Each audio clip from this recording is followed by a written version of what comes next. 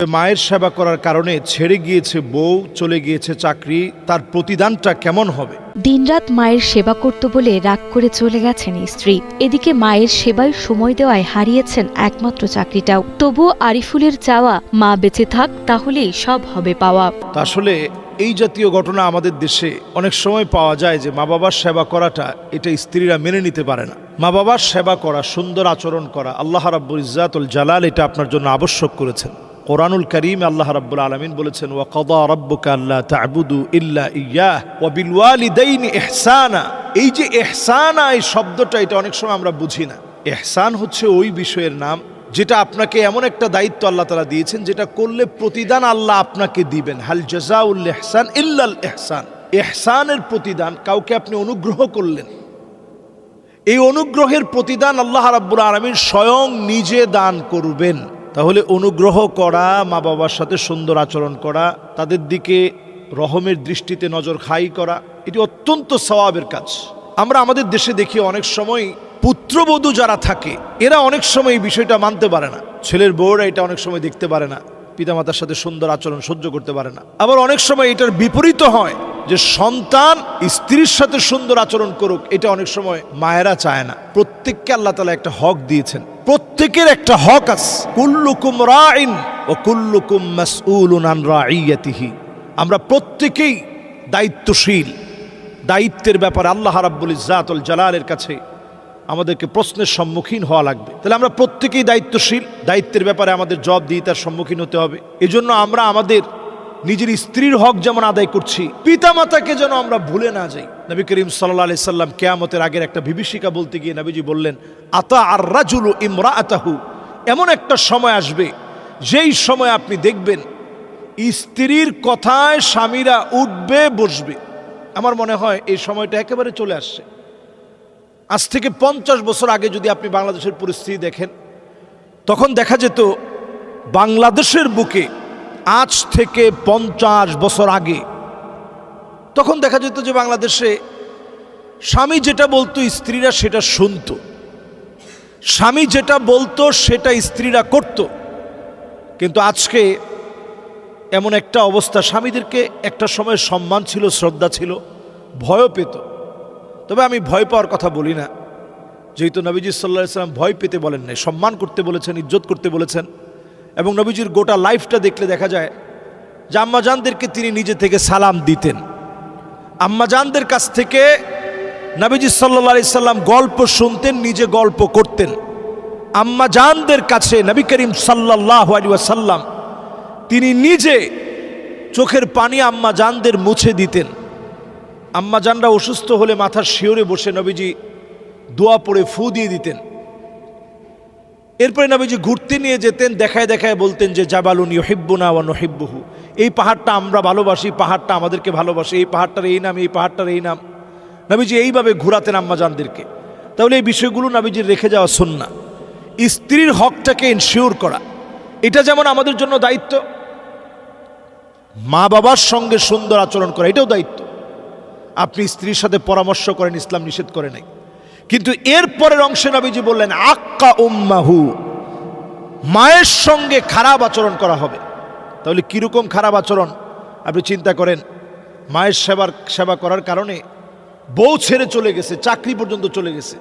এই যে একটা বিভীষিকা আমাদের দেশে, এই জাতীয় নিউজগুলো অনেক সময় প্রচার করতে আমাদের কাছে এতটা লজ্জা লাগে যে বাংলাদেশে আমরা এখন দেখি যে মায়ের সেবা করার কারণে চাকরি চলে যায়। এরপরে নবীজি সাল্লাল্লাহু আলাইহি সাল্লাম বলছেন আকসা আবাহু, বাপকে দূর দূর করে তাড়ায় দিবে। আমরা এমন দৃশ্য বাংলাদেশে দেখেছি, মাকে গোয়াল ঘরে সন্তান রেখে দিয়েছে। এগুলো কিয়ামতের আলামত। এগুলোর কারণে জমিনের ভিতরে আযাব আসে। ফালিয়ারতাকিবু ইনদা যালিকা রিহান হামরা, চতুর্দিক থেকে আগুনের গোলাগুলো পৃথিবীর দিকে আসে, জালজালা ভূমিকম্প আসে, খাসফান ওয়া মাসখা, আকাশ থেকে পাথর বৃষ্টি আসে, জমিনের ভিতরে ভূমিধস হয়। এইরকম অনাচারের কারণে, এরকম দুরাচারের কারণে পিতামাতার সাথে সম্মান সূচক আচরণ করেন। ও সাহিবুহুমা ফিদ দুনিয়া মারুফা, যদিও তারা মুশরিকা হয়, আপনি ঈমান আনছেন, তারা ঈমান আনে নাই, তারা জানিয়া হয়, তারা চরিত্রবান না হয়, তারপরেও আপনার সুন্দর আচরণ করতে হবে। খারাপ আচরণ করার কোনো সুযোগ ইসলাম আপনাকে দেয় নাই। যদি তারা সন্তুষ্ট থাকে আল্লাহ পাক আপনার উপর সন্তুষ্ট থাকবেন। এজন্য আমরা যুবকদেরকে সহ যত লোক আমরা পিতা মাতার সঙ্গে খারাপ ব্যবহার করে ফেলেছি, হাত ধরে মাফ চেয়ে নেন। সবাই হাত ধরে আল্লাহর হস্তে পিতামাতার কাছে মাফ চেয়ে নেন। পিতামাতা যদি বেজার থাকে আপনার ইবাদত বন্দিকে লাভ হবে না, সার্টিফিকেট আপনার কোনো লাভে আসবে না। জীবনে কোনো না কোনো জায়গায় গিয়ে আপনি ধরা পড়ে যাবেন। এই পৃথিবীতে শ্রেষ্ঠ হয়েছে এমন একজনের নজির আপনি পাবেন না যে পিতামাতার সাথে বেয়াদবি করেছে। পিতামাতার কাছ থেকে দোয়া নেন, পিতামাতার দোয়ায় আপনি বড় হবেন, আল্লাহ আপনাকে শ্রেষ্ঠত্ব দিবে। আল্লাহ তাআলা পিতামাতার সাথে সুন্দরতম আচরণ করার তৌফিক দান করুক। ওয়াকফিদলাহুমা জানাহা যুল্লি মিনার রাহমা, মাথাটা নোয়া ঘাটটাকে অবনত করে দিয়ে পিতামাতার সাথে সুন্দর আচরণ করার তৌফিক আল্লাহ তাআলা আমাদেরকে দান করুক। একজন ভাই প্রশ্ন করেছেন যে অতিরিক্ত শীতে কতটুকু অসুস্থ হলে পানি দিয়ে ওযুর প্রয়োজন হয় না, এবং শীতের সময় কোন কোন আমল বেশি করা যেতে পারে। মাশাআল্লাহ, খুবই গুরুত্বপূর্ণ একটি প্রশ্ন বলে আমি মনে করছি।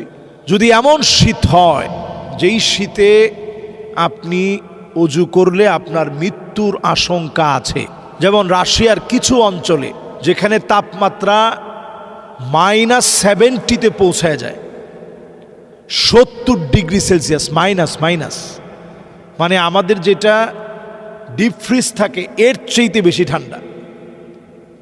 সেখানে আপনার বুড়ুগুলো পর্যন্ত জমে যায়, পাপড়িগুলো পর্যন্ত জমে যায়, এত বেশি ঠান্ডা মানুষের সেখানে। সেই ঠান্ডার ভিতরে মানুষ টয়লেট করার সাথে সাথে, আপনি টয়লেট করলেন সাথে সাথে এটা বরফ হয়ে যায়। গরম পানি যদি উপরের দিকে এভাবে আপনি উপরের দিকে দিয়ে দেন, সাথে সাথে এটা নিচে নামার আগে এটা ঠান্ডা হয়ে যায়, বরফ হয়ে যায়। যেখানে প্রায় 2.5 কেজি থেকে 4 কেজি 5 কেজি পর্যন্ত মানুষ জামা পরে, 5-6 কেজি জামা পরে মানুষ নিজেকে বাঁচানোর জন্য একটু চেষ্টা করে। হাড় কাঁপানো শীত। এই পৃথিবীর এমন অনেক অঞ্চল আছে যে অঞ্চলগুলোতে এই কষ্ট করে মানুষের জীবনযাপন করতে হয়। প্রত্যেকটা জায়গায় রুম হিটার ছাড়া বাঁচার কোনো উপায় নেই। সেখানে শুধুমাত্র কিছু প্রাণী ছাড়া প্রায় প্রাণী হার্ট অ্যাটাক করে মারা যায়, বরফে জমে গিয়ে মারা যায়। এই রকম যদি কোনো শীত কখনো বাংলাদেশে চলে আসে, সেই সময়ের হিসাবটা ভিন্ন। এখনকার যে শীত আমরা এখন কাটাচ্ছি, এই শীতের সময় আপনি ওযু করবেন, একটু গরম পানি করে ওযু করেন। ইসবাগুল ওযু আলাল মাকারিহ, কষ্টের সময় ওযু করা, এই ওযুর পানিটা আপনার জন্য সাক্ষী হবে। কি সাক্ষী হবে? এই ওযুর পানি আপনার জন্য সাক্ষী দিবে আল্লাহ রাব্বুল আলামিনের আদালতে, সাক্ষী হয়ে যাবে। এবং গুররান মুহাজ্জালিনা মিনাল ওযু, এই পানিগুলা জকজক করে উঠবে। আল্লাহ তাআলা আপনার এই গোলাম কষ্ট করে ওযু করেছে, আল্লাহ মেহেরবানি করে আল্লাহ আপনি মাফ করে দেন, আল্লাহ তার গুনাহ খাতাগুলো মুছে দেন। আপনার এই দোয়ার কারণে আল্লাহ রাব্বুল ইজ্জাতুল জালাল গুনাহ খাতা মাফ করে দিবে। সুবহানাল্লাহ বিহামদি।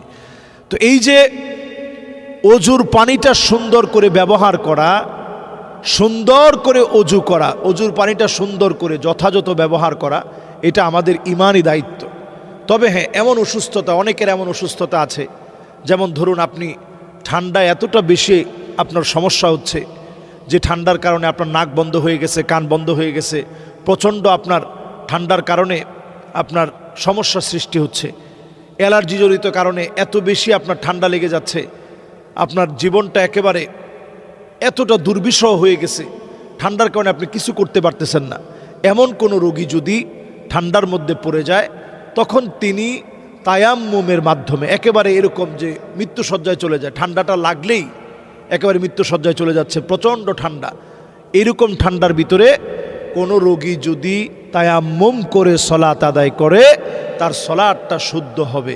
অযথা কোনোভাবে একটু ঠান্ডা দেখলেই আপনি তায়াম্মুম করে ফেলবেন, এতে করে আপনি গুনাহগার হবেন, নামাজ নষ্ট হবে, ইবাদত বন্দেগী ত্রুটিপূর্ণ হবে। এজন্য আমরা ওযুর মাসালাগুলো সুন্দর করে জানব। শীতকালীন সময়ে এটাকে গনিমত বলা হয়েছে। তো গনিমত যেমন অনেক দামি বিষয়, যুদ্ধলব্ধ সম্পদ পেলে সাহাবায়ে কেরামের মন যেমন খুশি হয়ে যেত, সুতরাং শীতকালকে গনিমত বলা হয়েছে। হাদিসের মধ্যে আসছে রবিউল মুমিন, এটা মুমিনের বসন্তকাল। বসন্তকালে যেমন গাছে গাছে ফুল ফোটে, নানাবিধ সৌরভ ছড়িয়ে দেয়, এটা মুমিনের বসন্তকাল। এটা বসন্তকাল মুমিনের হৃদয়ে। তো বসন্তকালটা কেমনে?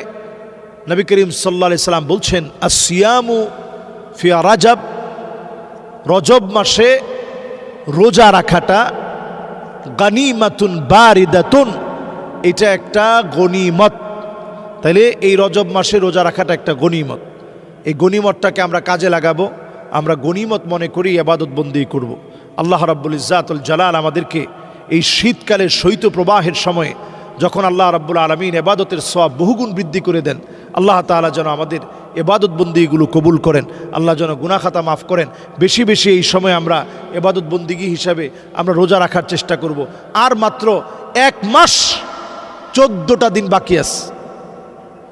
এই সময়টাতে আপনি একটু রমাদানের প্রস্তুতি নেন। যদি এর মধ্যে হায়াত শেষ হয়ে যায়, রমজান যদি আপনি হায়াতে না পান, কাতাবাল্লাহু লাহু হাসানাতান কামিলা, ভালো ভালো কাজের নিয়ত করেছিলেন, 1 2 3 করে সুন্দর সুন্দর কাজের রুটিনগুলো আপনি তৈরি করেন। এই রমজানে এই করবেন, এই রমজানে কোরআন তেলাওয়াত করবেন, ইবাদত বন্দি করবেন, সলাতুত তারাবি পড়বেন, তাহাজ্জুদের নামাজ পড়বেন। এইভাবে করে আপনি রুটিনটা সাজান।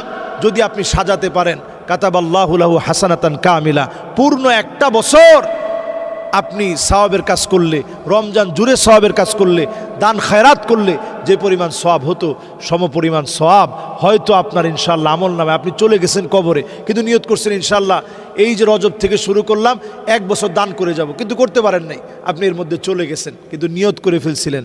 আল্লাহ পাক সমপরিমাণ সওয়াব বান্দার আমল নামায় দিয়ে দিবে। সুবহানাল্লাহ বিহামদি। আমরা উত্তম কাজের নিয়ত করি, আল্লাহ আমাদেরকে তৌফিক দান করুক।